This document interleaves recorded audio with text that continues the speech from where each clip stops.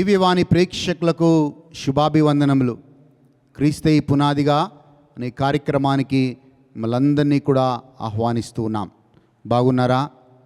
ఈ సమయంలో కొద్దిసేపు దేవుడి సన్నిధిలో కూర్చుందామా? ప్రార్థనలో గడుపుదాం, దేవుని స్తుతించుకుందాం, ఆరాధిద్దాం, దేవుని వాక్యాన్ని విందాం. కుటుంబంగా మనము దేవుడితో ఈ సహవాసంలో మనం గడుపుదాం.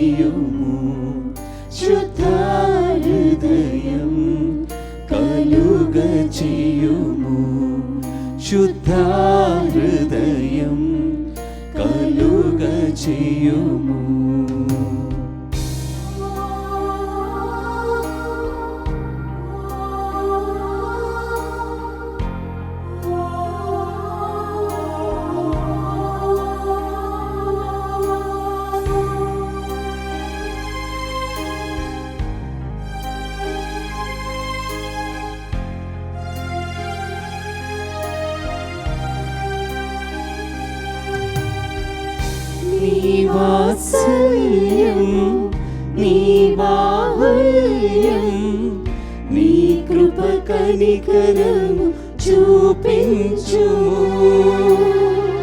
నీ వాత్సల్యం, నీ బాహుల్యం, నీ కృప కనికరము చూపించుము.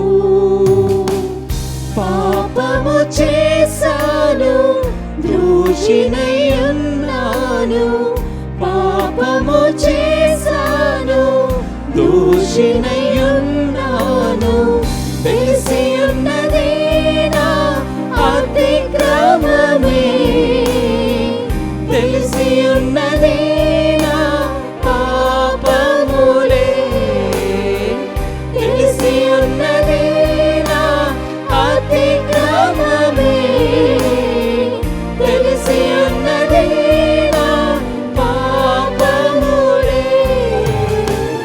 నీ సన్నిధిలో నా పాపములే ఒప్పుకొందునయ్యా.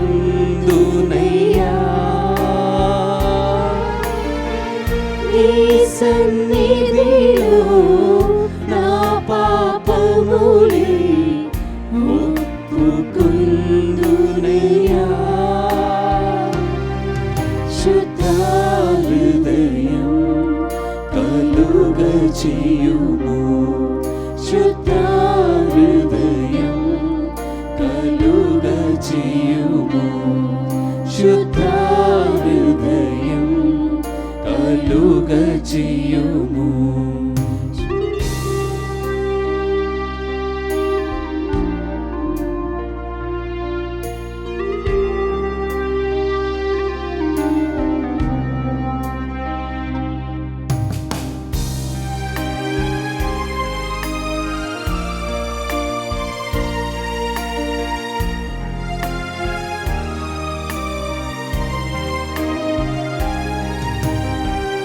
నీ జ్ఞానం సత్యమును నాంతర్యమును పుట్టించుము.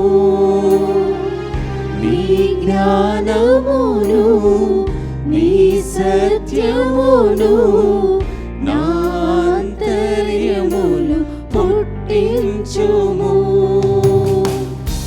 ఉత్సాహ సంతోషం నీ రక్షణానందం, ఉత్సాహ సంతోషం నీ రక్షణానందం కలుగ చేయుము నా హృదయములో, కలుగ చేయుము నా హృదయములో, కలుగ చేయుము నా హృదయములో, కలుగ చేయుము నా హృదయములో.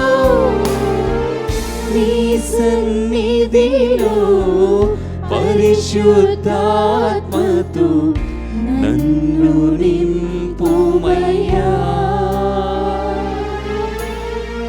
నీ సన్నిధిలో పరిశుద్ధాత్మతో నన్ను నింపుమయ్యా. శుద్ధ హృదయం కలుగ చేయుము, శుద్ధ హృదయం కలుగ చేయుము, శుద్ధ హృదయం కలుగ చేయుము. నాలోనా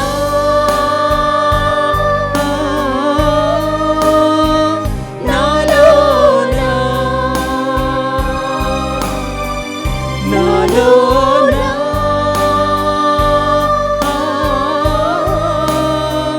నాలోనా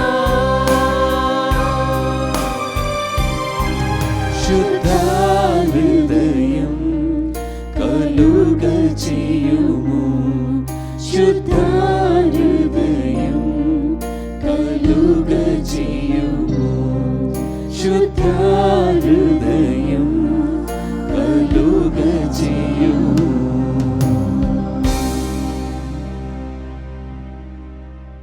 వాక్యం వినబోయే ముందు తలలు వంచి ప్రార్థన చేసుకుందాం. మమ్మల్ని మిక్కిలిగా ప్రేమించి మా తండ్రి, నీకు వందనాలు, నీకు స్తోత్రాలు ప్రభువా. ఈ రోజుని బట్టి, ఈ సమయాన్ని బట్టి వందనాలు ప్రభువా. నిరాశతో ఉన్నవారు, ప్రభువా నిస్పృహలో ఉన్నవారు ఈ వాక్యాన్ని విని బలపడుదురుగాక ప్రభువా. వాళ్ళని, వాళ్ళ కుటుంబాలని ప్రభువా, వాళ్ళ బంధుమిత్రులని, వాళ్ళు చేస్తున్న ఉద్యోగాలని, వ్యాపారాలను దీవించమని యేసుక్రీస్తు నామములో అడిగి వేడుకొంచున్నాము తండ్రి. Amen, amen.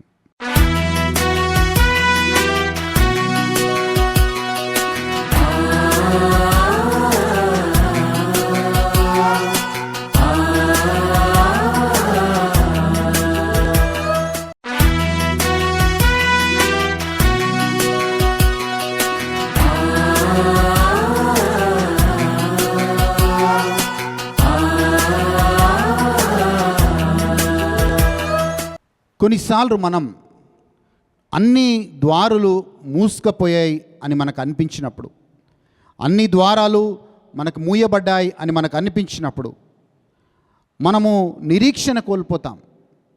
మనము ఆ నిరీక్షణ కోల్పోయి మనము నిరుత్సాహంలోకి వెళ్ళిపోతాం. ముందుకు వెళ్ళడం ఆపేసి అక్కడే ఉండి ఆలోచనలో పడిపోతాం.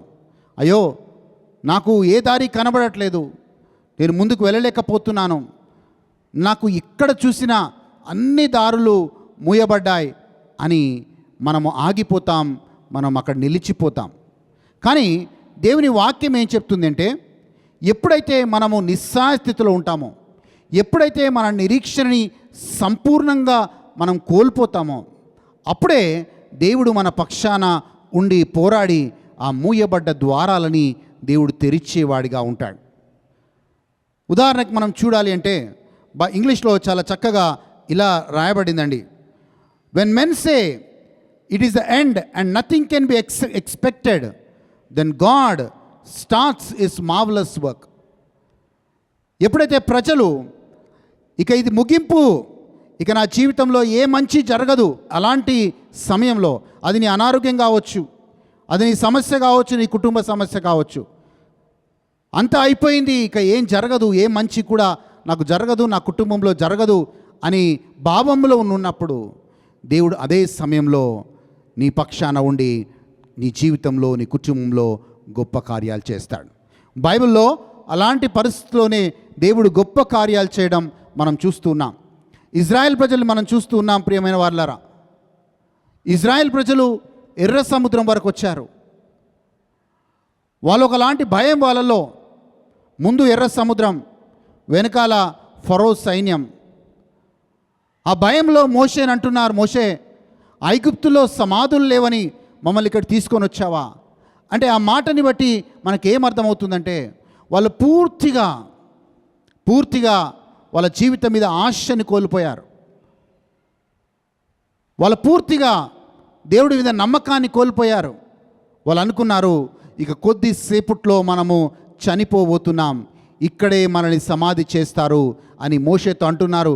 ఐగుప్తులో సమాధులు లేవని మమ్మల్ని తీసుకొని వచ్చావా, మమ్మల్ని నడిపించుకొని వచ్చావా మోషే అని మోషేకి వ్యతిరేకంగా వాళ్ళు మాట్లాడుతూ ఉన్నారు. They last all the hope in the world. వాళ్ళ జీవితంలో ఇక ఏ నిరీక్షణ లేదు. కానీ అలాంటి సమయంలోనే మోషే, మీరు భయపడకండి అని చెప్పి ఆయనలో ఉన్న చేతి కర్రని ఎత్తి ప్రార్థన చేస్తూ ఉన్నాడు. ఎర్ర సముద్రాన్ని 2 పాయలుగా చీల్చి ఆ యొక్క దేవుడు సురక్షితంగా వాళ్ళని ఆ ఒడ్డుకి నడిపిస్తూ ఉన్నాడు. అలాగే ఎవరెవరైతే శత్రువులుగా కనబడ్డారో ఫరో సైన్యం, వాళ్ళందరూ కూడా ఆ ఎర్ర సముద్రంలో జల సమాధి అయినట్లుగా మనం చూస్తూ ఉన్నాం. ఎక్కడైతే మన నిరీక్షని కోల్పోతామో, ఎక్కడైతే నాకు అన్ని ద్వారాలు మూయబడ్డాయి, ఇక నాకు ఏమీ మంచి జరగదు అనే భావంలో నువ్వు ఉన్నప్పుడు నీ దేవుడు నీ పక్షాన ఉండి నిన్ను నడిపిస్తాడు. సురక్షితంగా పచ్చిక బయల్లోకి దేవుడు నడిపిస్తాడు అన్న మాటని జ్ఞాపకం చేస్తూ ఉన్నాను. చూడండి, యేసు ప్రభు 3.5 సంవత్సరాలు శిష్యులతో ఉన్నాడు. అనేక విషయాలు నేర్పించాడు, అనేక విషయాలు బోధించాడు.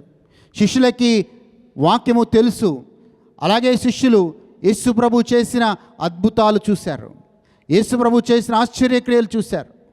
కానీ ఎప్పుడైతే యేసు ప్రభు చనిపోయాడో వాళ్ళు నిరీక్షణని కోల్పోయారు. అయ్యో, మా నాయకుడు లేడు, మా యేసయ్య లేడు అని చెప్పి యూదులకి, సమాజానికి భయపడి ఒక గదిలో దాక్కొని ఉన్నారు. బయటికి రావడానికి కూడా భయపడలేదు. బయటికి రావడానికి వాళ్ళు భయపడుతూ ఉన్నారు. ఎందుకంటే సమాజం ఏం చేస్తుందో, యూదులు ఏం చేస్తారో, ఫరిసేయులు ఏం చేస్తారో, రోమా సైనికులు ఏం చేస్తారో పూర్తిగా నిరీక్షణ కోల్పోయారు. నిస్సహాయ స్థితిలో వాళ్ళు ఉన్నారు. అన్ని దారులు మూసుకుపోయాయి, ఇక మేము సమాజంలో తిరగలేము అన్న స్థితిలో వాళ్ళు ఉన్నప్పుడు యేసు ప్రభు పునరుత్థానుడై ఆ గదిలోకి వచ్చి శిష్యులతో మీకు సమాధానము కలుగునుగాక అంటూ ఉన్నాడు. ఎప్పుడైతే వాళ్ళు మళ్ళీ పునరుత్థానుడైన యేసు ప్రభుని వాళ్ళు చూశారో వాళ్ళలో ఆశ మళ్ళీ చిగురించడం మొదలుపెట్టింది. మాకు లైఫ్ ఉంది, మాకు జీవం ఉంది, మాకు భవిష్యత్తు ఉంది. అయితే యేసయ్య వాళ్ళకి చెప్పింది, మీరు పై గదిలో యెరూషలేము వదిలిపెట్టకుండా మీరు ఎడతెగక ప్రార్థన చేయండి. పరిశుద్ధాత్మ కోసం మీరు పైనుంచి శక్తిని పొందుకునేంత వరకు మీరు ప్రార్థించండి అని యేసయ్య చెప్పిన మాటని వాళ్ళు పట్టుకొని ప్రార్థించడం మొదలుపెట్టారు. ఎప్పుడైతే వాళ్ళు ప్రార్థించారో దేవుడు పరిశుద్ధాత్మ శక్తితోనే కాదు, దేవుడు వాళ్ళని ధైర్యంతో నింపాడు. ఏ సమాజానికైతే భయపడ్డారో, ఏ మనుషులకైతే భయపడ్డారో అదే సమాజం ముందు, అదే మనుషుల ముందు ధైర్యంగా వాళ్ళు సువార్తని బోధిస్తూ వచ్చారు. చూడండి, ఒకప్పుడు బయటికి రావడానికే భయపడ్డారు. కానీ ఎప్పుడైతే యేసు ప్రభు మళ్ళీ వచ్చి వాళ్ళని ధైర్యపరిచారో, వాళ్ళు ఎప్పుడైతే ఏకాంతంగా ప్రార్థనలో ఎడతెగక ప్రార్థనలో గడిపారో వాళ్ళు పరిశుద్ధాత్మ శక్తిని పొందుకోవడమే కాదు, ధైర్యాన్ని పొందుకున్నారు. అండ్ సువార్త బోధిస్తూ యేసు ప్రభు యొక్క రాజ్యంలో వాళ్ళు పాలిభాగస్తులుగా ఉన్నారు. ప్రియమైన సహోదరి, ప్రియమైన సహోదరా, ఈరోజు బహుశా నిరీక్షణ కోల్పోయామో, నాకు అన్ని దారులు మూసుకుపోయాయి, నా కుటుంబంలో, నా జీవితంలో ఇక ఏ మంచి జరగదు అనే భావంలో ఉన్నావేమో. నువ్వు కూడా శిష్యుల వలె సమాజానికి భయపడుతూ ఉన్నావేమో. రేపేం జరుగుతుందో అని భయంలో నువ్వు జీవిస్తున్నావేమో. కానీ ధైర్యం తెచ్చుకో. పునరుద్ధరణ యేసయ్య తన శక్తిని నీకు ఇస్తాడు, తన బలాన్ని ఇస్తాడు, తన మనోధైర్యాన్ని నీకు ఇస్తాడు. ఈరోజు నువ్వు భయపడకు. ఈరోజు నీవు మళ్ళీ లేచి ఎలాగైతే శిష్యులు ప్రార్థించారో నీవు కూడా ప్రార్థించినట్లయితే దేవుడు తన శక్తిని ఇస్తాడు అనే మాటని జ్ఞాపకం చేస్తున్నాను. మూడో ఉదాహరణ చెప్పి నేను ముగిస్తాను. ఆ రోజు యోనా ప్రవక్తకి దేవుడు చెప్పాడు, నువ్వు టార్షీష్కి వెళ్ళి నువ్వు నినివే పట్టణానికి వెళ్ళి నువ్వు సువార్తను బోధించు అన్నాడు. కానీ అవిధేయత కలిగిన యోనా టార్షీష్కి వెళ్ళడం మనం గమనిస్తూ ఉన్నాం. ఆ టార్షీష్కి వెళ్ళిన పడవలో ఒకానొక మూలకి అందరూ, ఆ యొక్క సముద్రం అల్లకల్లోలంగా ఉంది, అందరూ భయపడుతున్నారు, మా పడవ మునిగిపోతుందేమని అలజడితో ఉన్నారు. కానీ అలాంటి సమయంలో ఆ పడవ మూల భాగంలో యోనా మాత్రం నిద్రపోతూ ఉన్నాడు. ప్రార్థించాల్సిన ఈయన ఆ విపత్తులో, ఆ భయంకరమైన విపత్తులో ఉండి, ఆ యొక్క సముద్రము అల్లకల్లోలంగా ఉండి, ఆ తుఫానులో అందరూ వాళ్ళ దేవుళ్ళకు మొరపెడుతూ ఉన్నారు. కానీ యోనా ప్రవక్త మాత్రం ఒక మూలకి నిద్రపోతూ ఉన్నాడు. చూడండి, ప్రవక్త లేచి ప్రార్థించుంటే దేవుడు అద్భుతము చేసేవాడు. ఇక వాళ్ళందరూ ఎప్పుడైతే యోనా ప్రవక్తని ఆ సముద్రంలో పడేస్తూ ఉన్నారో, ఈసారి యోనా ప్రవక్తని ఒక చేప కడుపులో చేప యోనా ప్రవక్తని మింగినప్పుడు ఇప్పుడు యోనాకు అర్థమైంది, నాకే దారి లేదు, ఇంకా ఈ చేప కడుపులో నేనున్నాను, నేను బయటికి రాలేను, నాకు అన్ని దారులు మూసుకుపోయాయి అని ఎప్పుడైతే యోనా ప్రవక్త గ్రహించాడో ఆ చేప కడుపులో నుంచి దేవుడికి మొరపెడుతున్నాడు. He prayed from the belly of the fish. ఆ చేప కడుపులో నుంచి యోనా ప్రవక్త దేవుడికి మొరపెట్టినప్పుడు దేవుడు ఆ స్థాయిలో కూడా ఆయన ప్రార్థనను విని యోనా ప్రవక్తని సురక్షితంగా ఆ ఒడ్డుకు తీసుకొని వస్తున్నాడు. యోనా ప్రవక్త వెళ్ళి నినివే ప్రజలకి సువార్తను బోధిస్తూ ఉన్నాడు. యోనా ప్రవక్త ఆ చేప కడుపులో ఉండి అనుకోవచ్చు, ప్రభువా నాకు అన్ని దారులు మూసుకుపోయాయి, ఈ చేప కడుపులో నేను చనిపోతాను అని యోనా ప్రవక్త అనుకొని ఉండొచ్చు. కానీ ఆ చేప కడుపులో నుంచి ఆయన ప్రార్థన చేశాడు. ఆ ప్రార్థన దేవుడు విన్నాడు. మళ్ళీ ఒక జీవితాన్ని మళ్ళీ ప్రవక్తగా దేవుడు అతన్ని వాడుకున్నాడు. ఈరోజు ఈ వాక్యం వింటున్న మిన్ను, ఇజ్రాయెల్ ప్రజల్లాగా నీకు అన్ని దారులు మూసుకుపోయాయా? శిష్యులలాగా అన్ని దారులు మూసుకుపోయాయని నిరీక్షణ కోల్పోయి నిరాశలో, నిస్పృహలో, సమాజానికి భయపడి జీవించినట్లుగా నువ్వు కూడా జీవిస్తున్నావా? యోనా ప్రవక్తలాగా అన్ని దారులు మూసుకుపోయినప్పుడు చేప కడుపులో నుంచి మొరపెట్టాడు. ఈరోజు నీవు కూడా అన్ని దారులు మూసుకుపోయినాయి అనిపించినప్పుడు నువ్వు కూడా ప్రార్థించినప్పుడు యోనా ప్రవక్త జీవితంలో దేవుడు చేసిన అద్భుతం, ఇజ్రాయేల్ ప్రజల జీవితంలో దేవుడు చేసిన అద్భుతం, శిష్యుల వాళ్ళ జీవితాలను బట్టి దేవుడు చేసిన అద్భుతం నీ జీవితంలో కూడా జరుగుతుంది. ఈరోజు ఆ నిరాశ, నిస్పృహ నీ నుంచి వెళ్ళిపోవునుగాక. నీ నుంచి ఆ బాధ, వేదన వెళ్ళిపోవునుగాక. మళ్ళీ నా దేవుడు నన్ను నడిపిస్తాడు, నా దేవుడు నా పక్షాన పోరాడతాడు, నా దేవుడు నా అనారోగ్యంగా ఉన్న శరీరాన్ని స్వస్థతనిస్తాడు అనే ధైర్యంతో లేచి మనం ప్రార్థన చేద్దాం. మోషే తన కర్రనెత్తుకొని ప్రార్థించాడు. యోనా ప్రవక్త చేప కడుపులో నుంచి ప్రార్థన చేశాడు. శిష్యులు పై మేడ గదిలో ఉండి వాళ్ళు ప్రార్థన చేశారు. ఈరోజు నీ ప్రార్థన నీకు ఆశీర్వాదం తీసుకొని వచ్చునుగాక. ఈరోజు నీ ప్రార్థన మూయబడ్డ ద్వారం తెరవబడే విధంగా నీ ప్రార్థనకి సాయం చేసునుగాక. నీ ప్రార్థన నీ అనారోగ్యంగా ఉన్న నీ శరీరానికి స్వస్థతను తీసుకొని వచ్చునుగాక. అట్టి నిరీక్షణతో ఈ పాటని ప్రార్థనగా మార్చుకొని మన జీవితాలని దేవుడి సన్నిధిలో ఉంచి, ప్రభువా మా జీవితాల్లో మూయబడ్డ ప్రతి ద్వారం తెరవబడునుగాక అని ప్రార్థన చేద్దాం.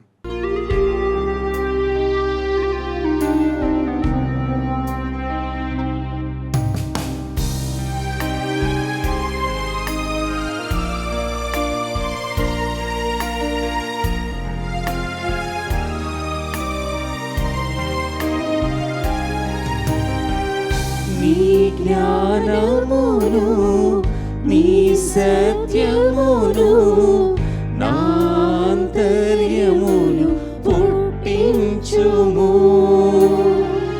నీ జ్ఞానమును నీ సత్యమును నా అంతర్యమును పుట్టించుము.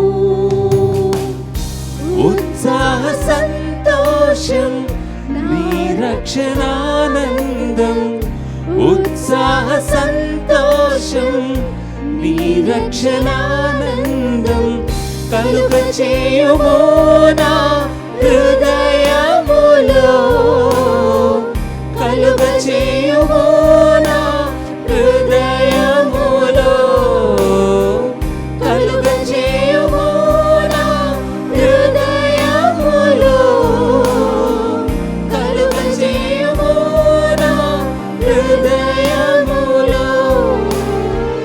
నీ సన్నిధిలో పరిశుద్ధాత్మతో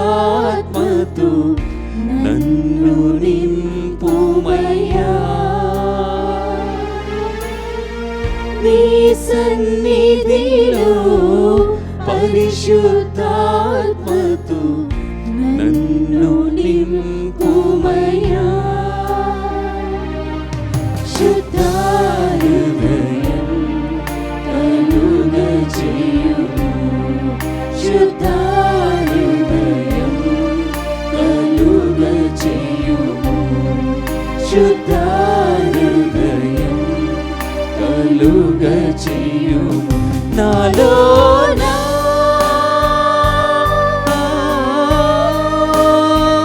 నాలోనా నాలోనా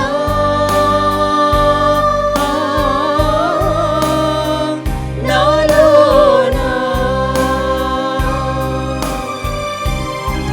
శుద్ధ హృదయం కలుగ చేయుము, శుద్ధ హృదయం కలుగ చేయుము, శుద్ధ హృదయం కలుగ చేయుము.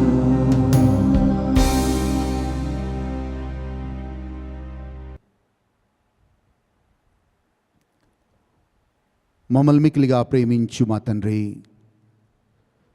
ప్రభువా, నిరాశలో ఉన్నాం, నిస్పృహలో ఉన్నాం ప్రభువా. ఈ నిరాశ నిస్పృహలో నిరీక్షణను కోల్పోయి జీవిస్తున్నాం ప్రభువా. ఆ స్థితిలో ఉన్న మా అమ్మలందరినీ మరొకసారి జ్ఞాపకం చేసుకోండి ప్రభువా. నిరీక్షణకి ఆధారం నీవే ప్రభువా, మా విశ్వాసానికి ఆదియు అంతము నీవే ప్రభువా. మా జీవితాల్లో అద్భుతాలు ఆశ్చర్యక్రియలు చేయమని, మూయబడ్డ ప్రతి ద్వారం తెరవమని యేసు నామంలో అడుగు వేడుకుంటున్నాము తండ్రి. Amen, amen. మళ్ళీ వచ్చే వారం ఇదే సమయానికి క్రీస్తే పునాదిగా అనే కార్యక్రమం ద్వారా కలుద్దాం. దేవుడు మిమ్మల్ని మీ కుటుంబాలని హేరాళంగా దీవించునుగాక.